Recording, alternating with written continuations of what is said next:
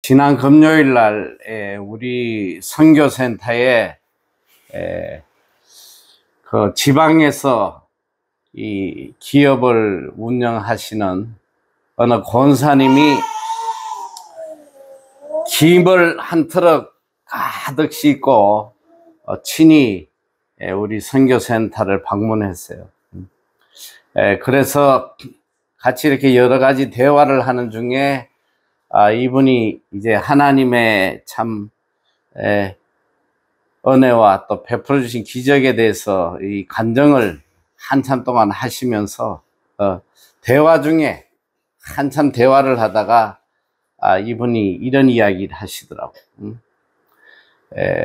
믿지 않는 언니가 있는데 어느 날 아침에 이제 사업장으로 같이 차를 타고 가면서 이 예배 방송을 같이 들으면서 가는데 이분은 이제 계속 거기서 이제 기도를 하면서 가는데 믿지 않는 언니가 대뜸 이렇게 이야기를 했다고 그래요. 너는 뭐 예수 믿는다는 애가 맨날 무슨 하나님 앞에 맨날 달라는 기도밖에 안 하냐? 그때 이분이 그 말을 듣고 자기 신앙이 이게 잘못된 게 아닐까. 보니까 맨날 하나님 앞에 뭐 달라는 기도만 열심히 하는데 그게 믿음인지 알고 그렇게 살아왔지 않나. 자신을 다시 생각하게 됐다고 그런 간증을 하더라고요. 오늘 보니까 참 믿는 사람이 많고, 저도 지난 1, 년 동안 한국에서 수많은 믿음의 사람들, 또 이 목회자들 만나서 많은 대화들을 나누고 했는데, 항상 이 제 마음에 좀 풀리지 않는 이 답답함, 늘 대화를 하고 나면 그런 안타까운 마음이 늘 있어요. 그게 뭐냐면 다들 열심히 하나님을 믿고 있는데 이 각 사람의 믿음이 각양각색인 거예요. 본인은 이게 정말 믿음이라고 생각하고 뭐 너무 확신을 가지고 열심히 믿고 있는데 이 제가 가진 믿음의 기준과는 또 너무 거리가 먼, 심지어는 제 자신은 악이라고 생각하는 것을 또 어떤 분들은 그게 믿음인지 알고 본인은 열심히 신앙생활하는 그런 걸 볼 때가 참 많아요. 제일 안타까운 거 뭐냐? 우리가 믿음이라고 또 하나님을 섬긴다고 열심히 신앙생활 했는데 그것이 만약에 하나님의 뜻이 아니고 하나님의 진노를 불러일으킨다면 그거보다 억울한 일이 어디 있겠습니까? 성경은 계속 그 잘못된 믿음에 대해서 우리에게 끝없이 경고를 해주고 있어요. 요한일서 4장 1절 이하에도 보면 사랑하는 자들아 영을 다 믿지 말고 오직 영들이 하나님께 속하였나 분별하라. 많은 거짓 선지자가 세상에 나왔습니다. 많은 영이 있는 거예요. 거짓 영들이. 이걸 분별하라는 거예요. 그리고 충격적인 말씀은 많은 거짓 선지자가 있다는 거예요. 많은. 한두 명이 아니고 우리의 신앙 생활 속에 깊숙이 들어와 있는 이 거짓 영들, 그리고 많은 거짓 선지자. 오늘 우리가 이걸 제대로 구분하고 살지 못하면 참 헛된 믿음 생활을 할 뿐 아니라 오히려 하나님을 노엽게 하는, 심지어 하나님에게 버림받는 그런 비참한 종말을 맞게 된다는 것입니다. 예수님도 산상수훈 7장, 마태복음 7장 21절에 이하에 보면 굉장히 강조하고 계시잖아요.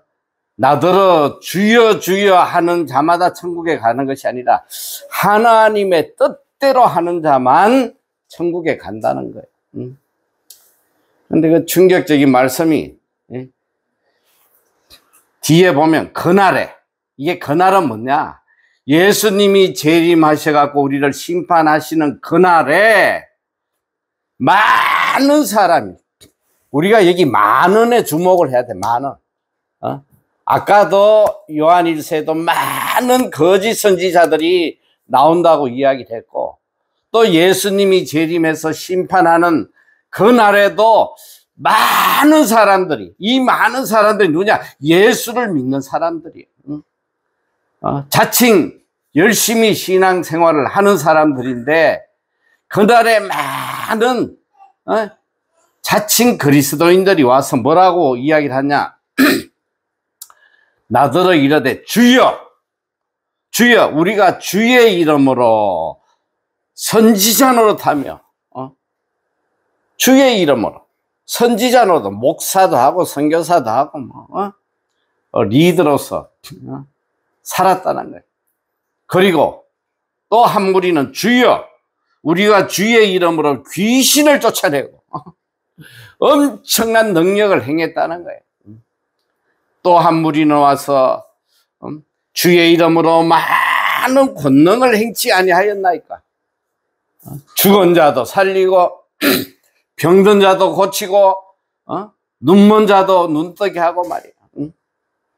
주의 이름으로 많은 사람들이 주의 이름으로 선지자 노릇하고 귀신 쫓아내고 권능을 행하고, 그때 주님께서 하신 말씀이, 그때 내가 저희에게 밝히 말하되 내가 너희를 도무지 알지 못하건 불법을 행하는 자들아 내게서 떠나가라.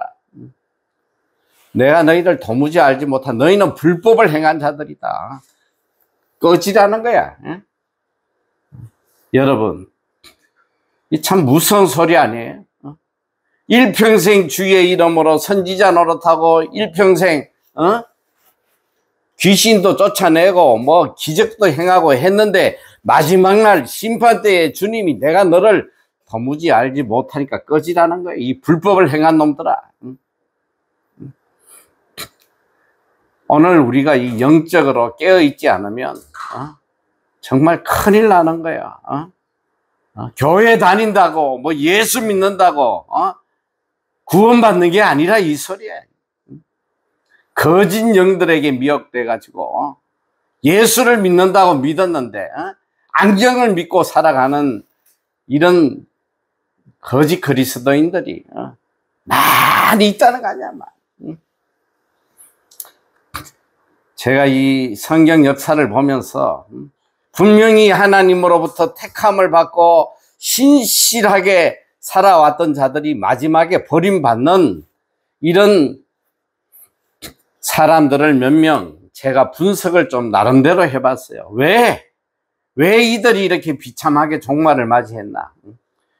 대표적인 첫 번째 사람은 사울이에요. 사울 왕이 누구예요? 이스라엘의 초대 왕이. 여러분, 이스라엘이라는 것은 참으로 하나님께서 하나님의 나라를 만드신 거예요. 신정국가, 하나님이 통치하시는 이 이스라엘의 초대 왕을 사울로 삼으실 때에 하나님께서 얼마나 세밀하게 검토해서 가장 적합하다고 생각한 사람을 왕으로 세웠겠냐 이 소리야. 적어도 사울이 이스라엘의 초대 왕으로 기름 부음을 받을 때에 그는 하나님이 보실 때에 그 당시 이 이스라엘 민족 중에 사울만한 믿음의 사람이 없었다는 거예요. 이 믿음의 사람, 하나님이 기뻐하신 사람, 이 사울이 어떻게 됐냐? 불과 몇 년 만에 하나님 앞에 버림받고 비참하게 블레셋 전쟁에서 세 아들과 함께 죽임을 당하는, 왜, 무엇 때문에 이 믿음의 사람이 이렇게 비참하게 종말을 맞았나? 제 나름대로 분석을 해봤더니 첫째로 이 몇 가지 사건이 있었어요. 사울에게는 이 아말렉과의 전쟁에서 하나님께서 그 노획물, 양이나 소나 이런 가축들, 아주 좋은 상품이 되는 이런 큰 재산인 가축들을 모조리 다 죽이라고 할 때에 이 사울은 그 중에 가장 좋고 가치 있고 상품화 될 수 있는 좋은 가축들은 죽이지 않아요. 하나님의 말씀을 어기고 그냥 별 볼 일 없는 것들만 죽이고 흉내를 낸단 말이에요. 그때 하나님이 책망하실 때 그는 또 변명까지 합니다. 내가 이 좋은 것을 가지고 하나님께 제사 드리려고 빼놨다고 이런 변명까지 해요. 그리고 또 그가 하나님 앞에 또 어떤 악을 행하냐면 이 갈멜이라는 지역에 자기의 기념비를 세웁니다. 이 사울의 일련의 행동을 보면, 근데 이제 그가 마지막에 죽음 직전에 그의 시대가 끝나감을 그가 어느 정도 인지하고 어떻게든 하나님으로부터 자기 왕위를 뺏기지 않으려고 그가 최후의 발악을 하는데, 어떤 발악을 했냐면 이미 죽은 이 사무엘을 만나기 위해서 어디를 갔냐면 그 엔돌이라는 지역에 가서 신접한 여인, 지금으로 말하면 무당 같은 이 여인을 찾아가 가지고 죽은 사무엘의 영을 좀 끌어올려 달라고. 그가 그렇게까지 사무엘로부터 듣고 싶어 했던 이야기가 무엇일까? 그는 사실 블레셋 전쟁의 향방이 어떻게 될지 이 사무엘의 조언을 구하려고 찾아가서 그런 악행을 저지르는데, 결국은 이 모든 상황을 분석해 보면 사울이 하나님 앞에 악을 행한 게 뭐냐면 하나님의 뜻보다 자기 왕위를 지키려고 발악한 거예요. 끝까지 자기의 명예,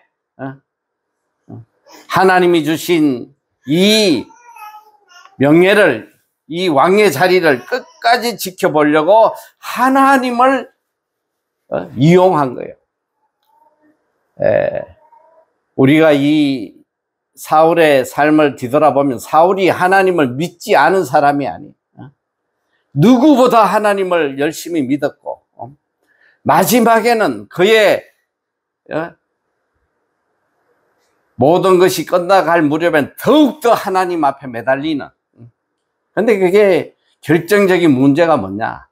하나님을 신뢰하고 하나님을 믿기는 믿는데 하나님의 뜻이 아니라 내 뜻을 관철하기 위해서, 어떻게든 내 뜻을 관철하기 위해서 하나님을 이용하는 이런 거짓된 신앙을 가졌기 때문에 그는 비참하게, 하나님께서 사무엘상 15장 11절에 보면 내가 사울을 왕을 세운 걸 내가 후회한다고. 내가 이런 놈인지 몰랐다는 거 아니야. 사울이 얼마나 하나님 보실 때에 아름다운 사람이고 믿음의 사람이었는지 몰라요. 그러나 그의 마지막은 정말 하나님이 후회할 수밖에 없는 그런 비참한 인간으로 전락한 거예요. 이게 뭐냐?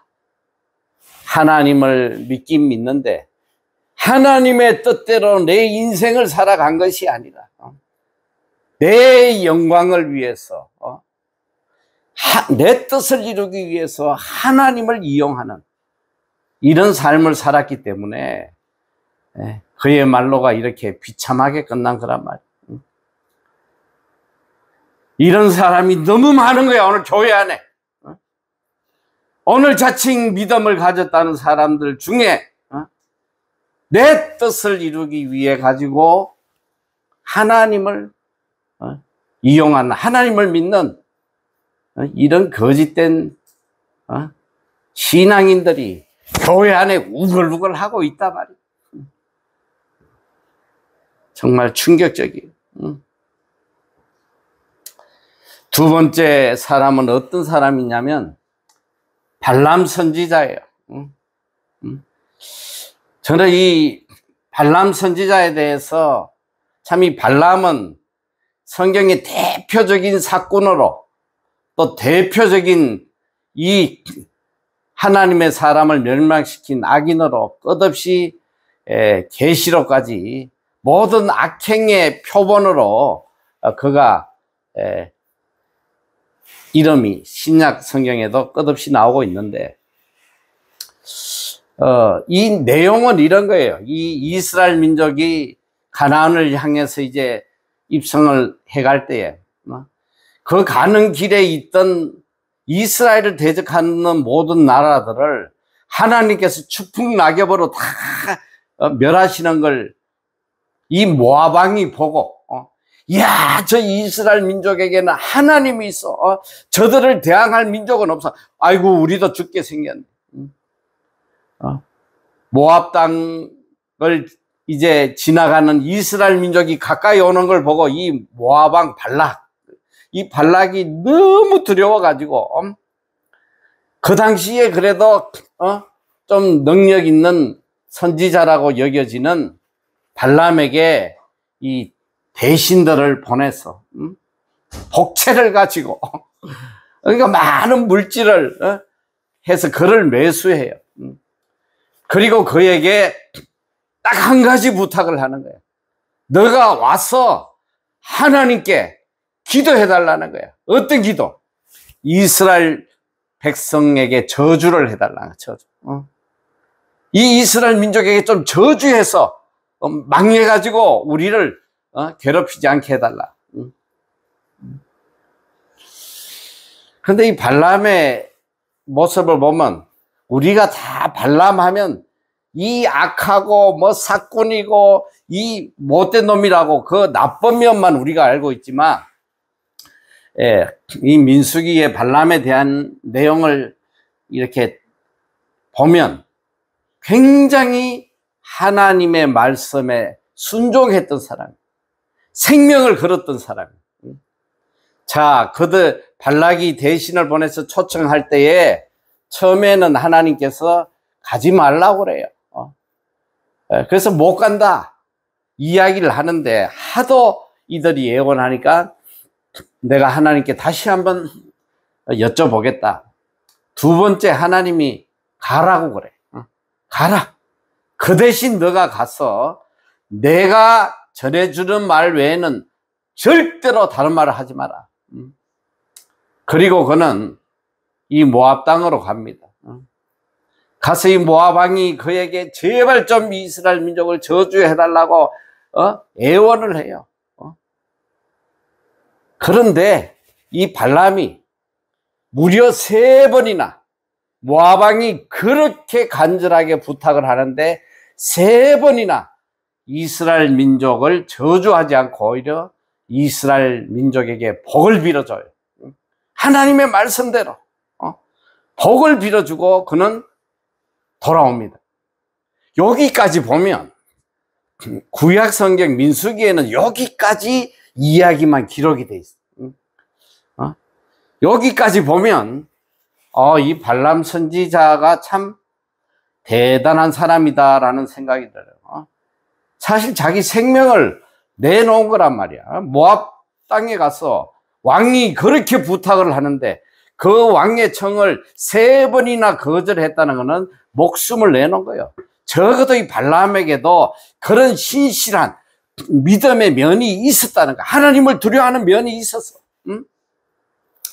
그런데 제가 나름대로 성경을 이렇게 찾아봤더니 발람에 대해서 어떻게 기록이 되어 있냐면 여러 곳에 발람에 대해서 기록이 되어 있어요. 자, 베드로후서 2장 15절 이하에 보면 그는 불의의 삭슬 사랑하다가 자기의 불법으로 말미암아 책망을 받되 말하지 못하는 나귀가 사람의 소리로 말하여 이 선지자의 미친 행동을 저지하였느니라. 또 유다서 1장 11절에 보면 삭슬 위하여 발람의 어그러진 길로 몰려갔으며 고라의 패역을 따라 멸망을 받았다. 또 요한계시록 2장 14절에는 발람이 발락을 가르쳐 이스라엘 자손 앞에 걸린 돌을 놓아 우상의 제물을 먹게 하였고 또 행음하게 하였느니라. 여기에서 발람의 악행이 드러나는 거예요. 민수기까지는 발람이 무슨 악을 행했는지 알기 어려웠으나 발람이 하나님의 말씀에 순종하고 생명을 걸고 하나님의 말씀만 전했었는데 나중에 어떻게 됐냐면 발람이 발락을 이 모압 왕을 가르쳐서 이스라엘 자손 앞에 걸림돌을 놓아 우상의 제물을 먹게 하였고 또 행음하게 했다.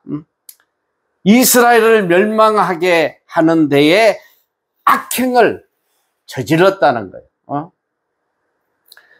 여러분, 그래서 이 발람은 불의의 삭슬 사랑하고, 그러니까 돈을 사랑하는 거야. 요즘 말하면 돈을 사랑하고 또 하나님의 사람들을 세상과 타협하게 만들어 결국 타락시키는 이 거짓 사도의 표본이란 말이에요.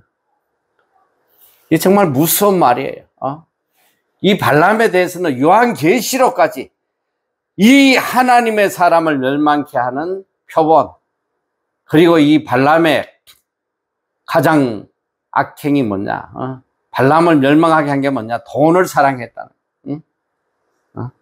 불의의 삭슬 받았다는 거예요. 돈을 위해서 하나님의 자녀들을 시궁창으로 밀어넣는, 참 말하기 어렵고 민망스럽지만 오늘 이런 발람과 같은 거짓 목회자들이 너무 깔려 있어. 돈을 사랑해서 이 교인들로 하여금 세상과 타협하게 하고 하나님과 원수되게 하는, 그게 뭐냐면 요새 소위 말하는 기복주의 신앙의 기복주의. 어떻게든 세상에 복을 빌어주고 세상과 하나 되게, 세상에 온 마음이 다 빼앗기도록. 그래서 말이지, 이 교인들이 이런 말을 해요. 뭐냐면 참 세상을 바라보면 너무너무 절망적이고 내 힘으로 내 능력으로 도저히 이 세상을 살아갈 수도 소망이 안 보이는 절망적인 마음을 가지고 있었는데 교회에 와서 예배를 드리고 설교를 듣고 났더니 나올 때 너무너무 기쁨이 충만한 거예요. 소망이 생기는 거야. 나도 내 힘으로 내 능력으로는 아무것도 할 수 없지만 하나님의 은혜라면, 하나님의 능력으로 나도 이 세상에 부자도 될 수 있고 사업에 성공할 수도 있고 내 뜻을 이룰 수 있겠다. 이게 오늘 발람의 가르침이란 말이야. 발람의 가르침. 하나님의 사람으로 하여금 세상과 타협하게 하고 세상의 소망을 가지게 하는 이런 거짓된 발람의 신앙이 오늘 교회 안에 그 어떻게 됐어요? 결국은 발람이 비참하게 죽임을 당한단 말이에요. 여러분, 발람도 처음에는 하나님께 서임을 받은 선지자예요. 오늘 우리는 정신을 잘 차려야 돼. 세 번째, 하나님으로부터 크게 쓰임받다가 버림받은 사람이 바로 엘리 제사장이에요. 여러분, 이 엘리 제사장은 위대한 사람이에요. 무려 제사장을 몇 년을 했냐? 40년 동안 제사장을, 40년. 사도로서, 사사로서, 대제사장으로서, 이스라엘 마지막 사사 중에 한 사람이에요. 그리고 사무엘의 스승이, 정말 위대한 대제사장, 엘리 제사장. 하나님이 그에게 40년 동안 제사장직을, 또 이 사사직을 맡겨놨다는 것은 얼마나 하나님이 그를 신뢰하고 그의 믿음이 좋았는지 우리가 감히 상상할 수 있잖아요. 그런데 이 엘리 제사장의 문제가 뭐냐? 그도 나중에 비참하게 의자에서 넘어져서 목뼈가 부러져서 비참하게 죽임을 당하는, 그리고 버림을 당해. 하나님으로부터 버림을 당해.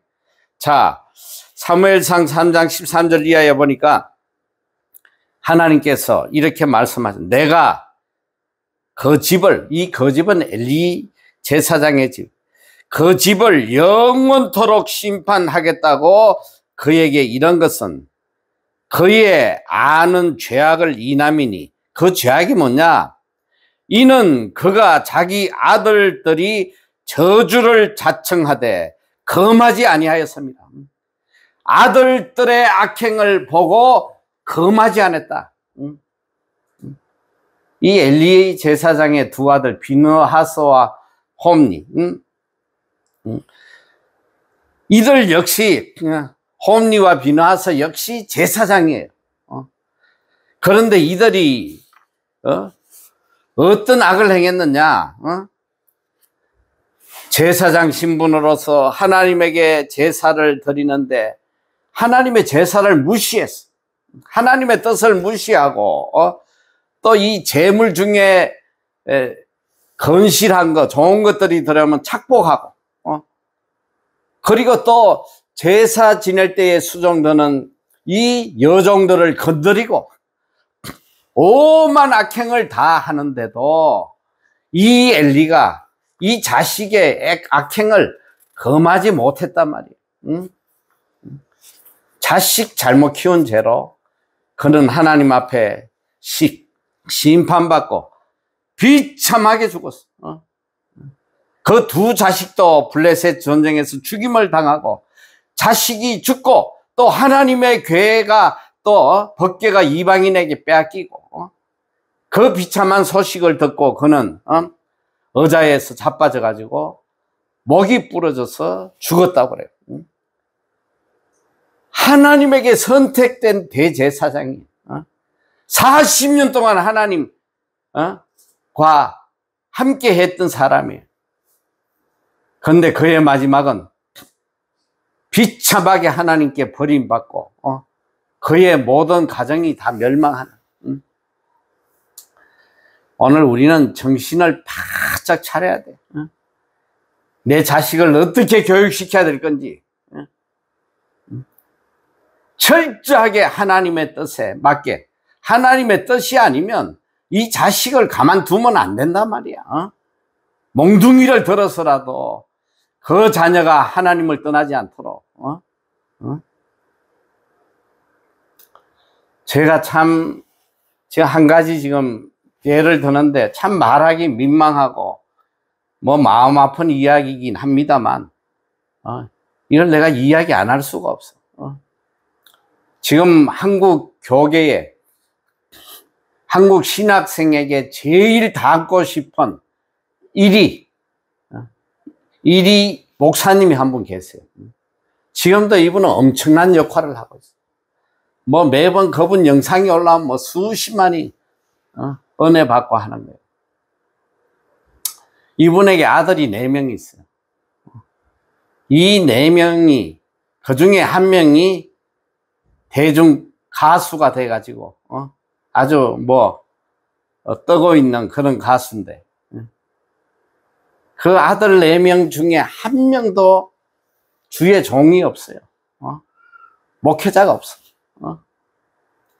그런데 이분이, 내가 왜 이 이야기를 하냐면, 이분이 자녀 교육법에 대한 책을 썼는데, 많은 사람들이 영향을 받아요.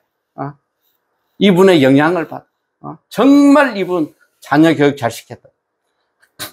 그 책 안에 이런 내용이 있어요. 정말 충격적이에요. 나는 내 자식을 어떻게 키웠냐면, 우리 아들들을 나의 세계관 속에 아이들을 끌어들이려고 하지 않았다.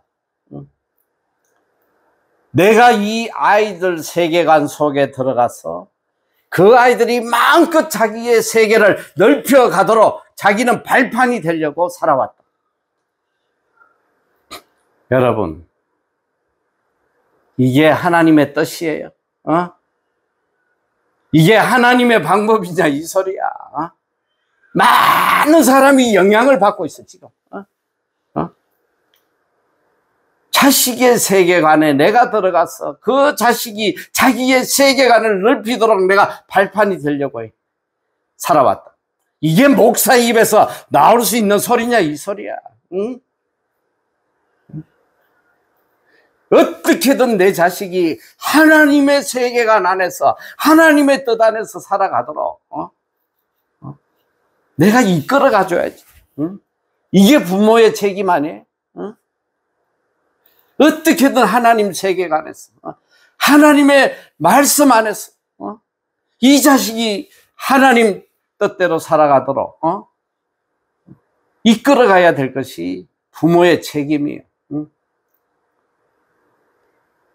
저는 정말 개인적으로 너무 충격이야. 그런데 모든 기독교계든 이분을 칭송하고 정말 이분의 교육관이 훌륭하다고, 이렇게 키웠기 때문에 이런 훌륭한 자녀들이 나왔다고 환호하고 있는 게 오늘의 현실이란 말이야. 응? 어떤 게 악령인지 어떻게 성령인지 이거조차도 구분을 못하는 거지. 응? 엘리 제사장이 자식이 하나님의 뜻을 어기고 이렇게 살아갈 때에 그는 목숨을 걸고 이들의 악행을 막았어야 돼. 어떻게든 하나님의 뜻 안에 살아가도록 막았어야 됐단 말이야. 자식이 우상이 되다 보니까, 하나님보다 자식이 더 귀하다 보니까 이런 전 가족이 몰살당하는 이런 비참한 결론을 맺는단 말이에요. 오늘 우린 정신 차려야 돼.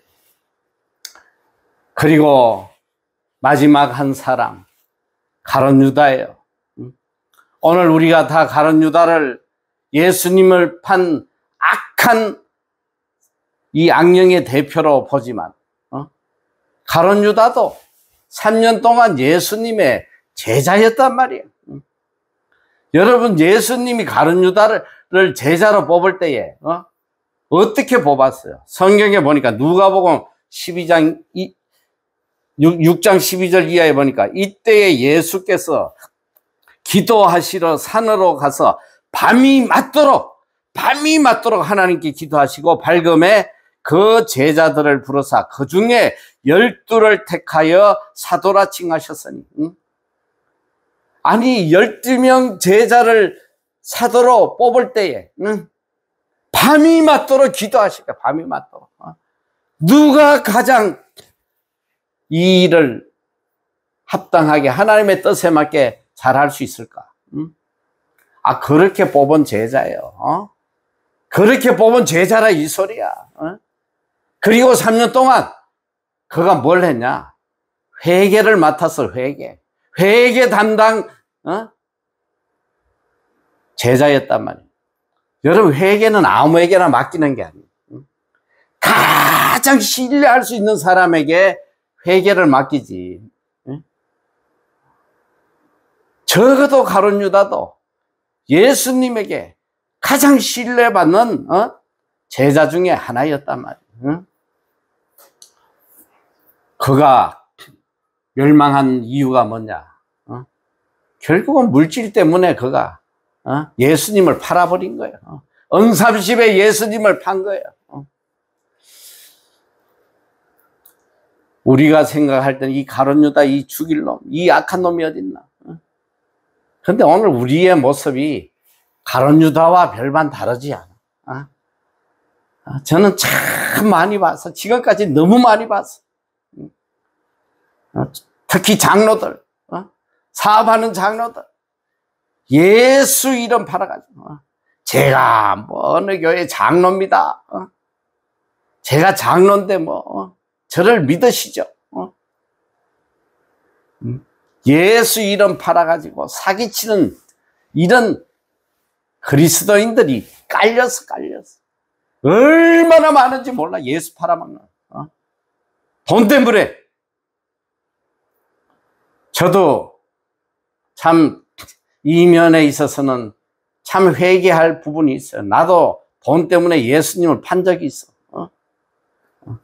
제가 중학교 2학년 때 이 책가게 가서 책을 하나 사는데 돈이 좀 부족했어요. 50원인가 뭐 이렇게 부족했는데, 주인에게 제가 이렇게 이야기를 해서, 아유 아저씨, 제가 이 50원 다음에 꼭 갖다 드릴게요. 뭐 거기까지만 했으면 좋은데, 제가 한마디를 더 해서, 제 교회 다니거든요. 제 예수 믿는 사람이거든요. 그러니까 그분이 그래? 그래, 가져가. 이제 그 책을 받아왔는데, 이 갖다 주기로 한 날짜에 우리 뭐 집이 워낙 어려울 때고 하다 보니까 그 날짜를 못 지켰어.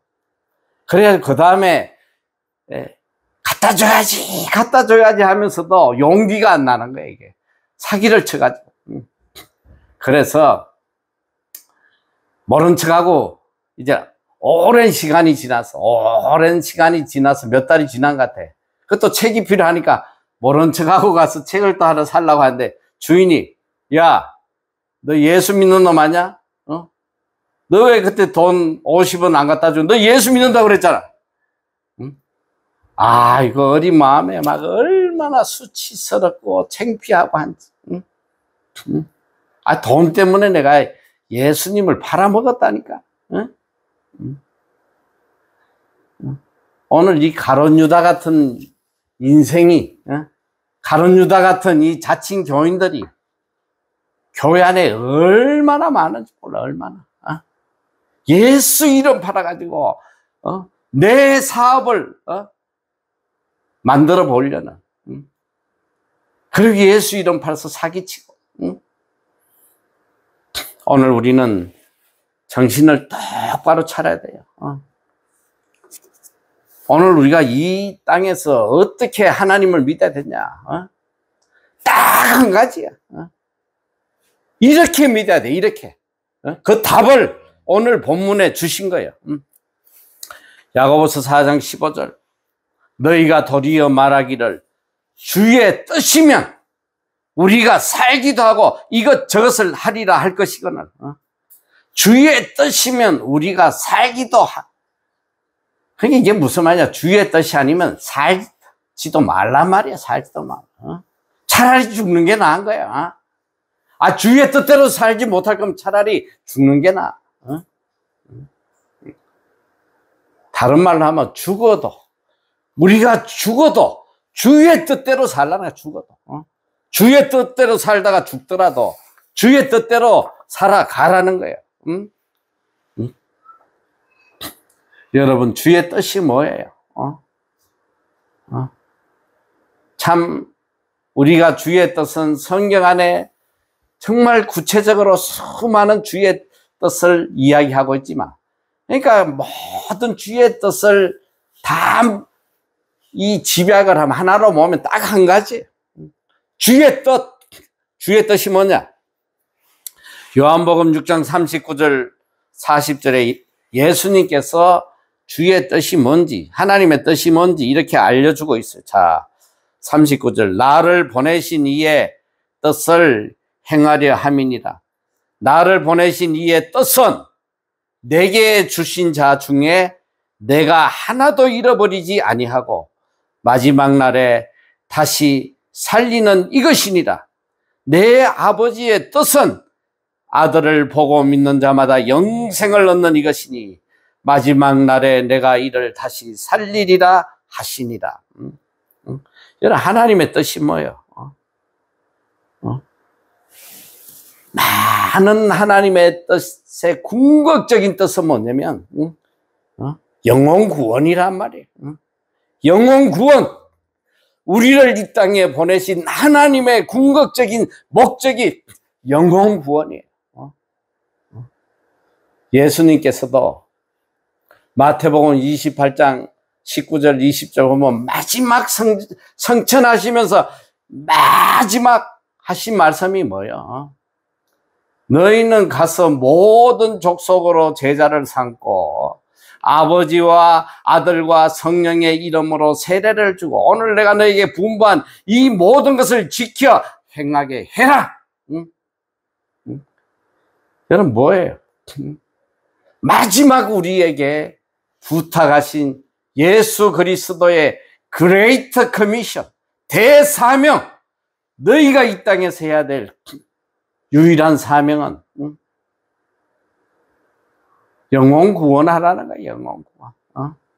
내가 사업을 하든지 내가 뭐 돈을 벌든지 직장을 다니든지 그 모든 내 하는 일의 궁극적인 목적은 영혼 구원이 돼야 된다.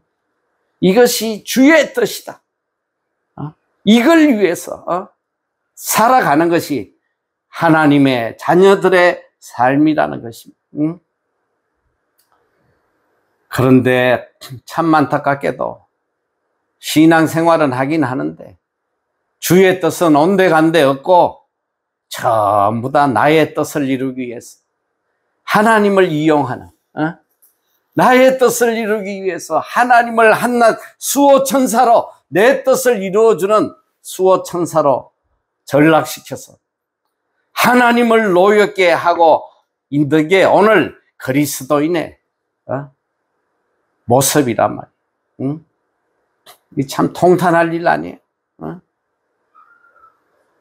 오늘 우리는 정신 차려야 돼. 주의 뜻, 주의 뜻이면 내가 살기도 하거늘. 주의 뜻 때문에 내가 살아가는 거예요. 주의 뜻. 주의 뜻이기 때문에 이것도 하고 저것도 하고 가리지 않는 거란 말이에요. 가리지 않아.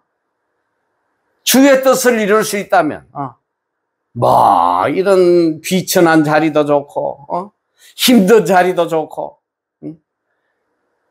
주의 뜻을 내가 이룰 수만 있다면 그 어떤 것도 내가 기쁨으로 감당하겠습니다. 이게 하나님의 자녀가 걸어갈 길이란 말이에요. 제가 참 올해 첫 주부터 우리 수원 다니엘 선교센터에서 이 죽어가는 영혼들에게 어떻게든 복음을 전해서 영생을 얻게 하려고 참 어떻게 보면 무모하게 아무 계획도 없이 우리 노숙자 또 독거노인들 위한 예배를 시작했는데 저는 참 뒤돌아보면 정말 기적이에요. 어떻게 이런 일이 지금까지 그래도 이어질 수 있을까? 이게 기적이야. 그런데 그 답을 성경이 우리에게 들려주고 있어. 자, 로마서 8장 28절에 보면 우리가 알거니와 하나님을 사랑하는 자 곧 그 뜻대로 저는 이 말씀이 가슴에 와닿아. 그 뜻대로 주의 뜻대로 부르심을 입은 자들에게는 모든 것이 합력하여 선을 이루느니라. 참 이 감동적인 말씀 아니에요? 주의 뜻대로 살아가는 자, 주의 뜻대로 사는 자, 영혼 구원을 삶의 목적으로 삼고 살아가는 이 하나님의 자녀들을 불러 모으시는 거예요. 주의 뜻대로 살려는 자들을 불러 모아서 모든 것이 합력하여 선을 이룬다. 이야, 이 말씀이 지금 우리 다니엘 선교센터에 그대로 이루어지고 있는 거예요. 너무 감동적이지 않아? 어? 하나님을 사랑하는 자, 곧 그 뜻대로 부르심을 입은 자들. 이런 거룩한 무리들이 모여서 이 영혼 구원에 그냥 한 마음이 돼서 합력해서 선을 이루는, 얼마나 감동적인지 몰라요. 이게 하나님의 방법이야. 하나님의 목적이, 하나님의 뜻이란 말이야. 그리고 이 하나님의 뜻대로 살아가는 자에게는 능치 못할 일이 없나? 능치 못할 일이 없어. 자, 요한일서 5장 14절 이하에 보니까 그를 향하여 우리의 가진 바 담대한 것이 이것이니 그의 뜻대로, 주의 뜻대로 무엇을 구하면 들으십니다. 우리가 무엇이든지 구하는 바를 들으시는 줄을 안적 우리가 그에게 구한 그것을 얻은 줄 또한 아느니라. 이 얼마나 놀라운 말씀이에요. 능력의 말씀. 그의 뜻대로 무엇이든 구하면 다 들으신다는 거 아니에요.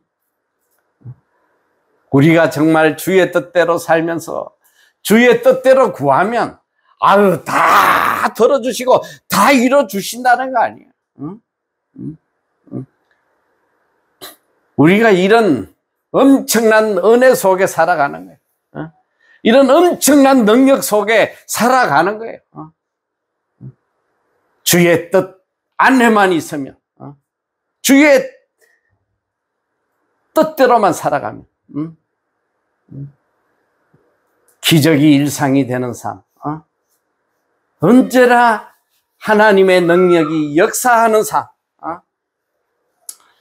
오늘 우리는 참 이 미혹된 세상을 살아가면서 영들을 똑바로 분별하고 하나님의 온전한 뜻이 무엇인지 정신 똑바로 차려야 된단 말이에요. 하나님의 뜻 분명히 우리에게 가르쳐 주시잖아요. 영혼 구원하는 거. 주님이 그걸 위해서 이 땅에 오신 거예요. 그게 주의 뜻이에요. 한 영혼이라도 구원하시려고 내게 주신 자 중에 내가 하나도 잃어버리지 아니하고 마지막 날에 살리는 이것이 나를 보내신 하나님의 뜻이라고 이야기하고 있어요. 이 땅에 오신 주님의 목적, 십자가에 돌아가신 주님의 뜻은 딱 한 가지예요. 죽어가는 영혼을 살리는, 우리를 이 땅에 보내신 하나님의 뜻도 동일한 거예요. 영혼 구원하는 데에 모든 것을 다해라. 너희가 도리어 말하기를 주의 뜻이면 우리가 살기도 하고, 이게 삶의 목적이란 말이에요. 삶의 목적. 주의 뜻 때문에 사는 거예요. 그리고 저것을 하리라 하거늘. 참 이것저것, 이 참 여기에 들어있는 뜻이 얼마나 놀라운 거예요. 이것저것 주의 뜻이면 이것이든 저것이든 아멘 하고 한다는 거예요. 오늘 우리는 이것저것 하지 않아. 항상 계산해. 내가 이거 할 때에 나한테 얼마나 유익이 올 건지, 내가 이거 하면 얼마나 돈을 많이 벌 건지, 항상 나의 유익을 따지면서 움직여가지. 주의 뜻이라면 내가 이것도 저것도 감사하며 하겠다. 이것이 우리가 걸어가야 할 길이고, 하나님이 우리에게 주신 그레이트 커미션, 가장 큰 일평생 이루어 가야 될 큰 사명이에요. 사명을 망각한 자는 그 삶이 비참할 수밖에 없어. 사명을 품고 사명을 이루려고 살아가는 자에게는 언제나 하나님이 함께 하시는 거예요. 아까도 제가 마태복음 28장 19, 20절 마지막 이야기 했지만 거의 20절 마지막이 자, 너희는 가서 모든 족속으로 제자를 삼고 아버지와 아들과 성령의 이름으로 세례를 주고 내가 너희에게 분부한 이 모든 것을 가르쳐 지키게 해라. 그리고 마지막이 뭐냐? 내가 세상 끝날까지 너와 함께 할 것이다. 응? 너희가 정말 이 영혼 구원하는 데에 온 마음을 기울이면 내가 세상 끝날까지 너와 함께 할 것이다. 응? 이거보다 더 복된 말씀이 어디 있겠어요? 오늘 이 말씀 깊이 새기고 항상 주의 뜻이면 모든 우리의 판단의 기준, 결정의 기준이 주의 뜻이면 이거 하나 마음에 품고 승리하며 살아가는 여러분 다 되시기를 축원합니다.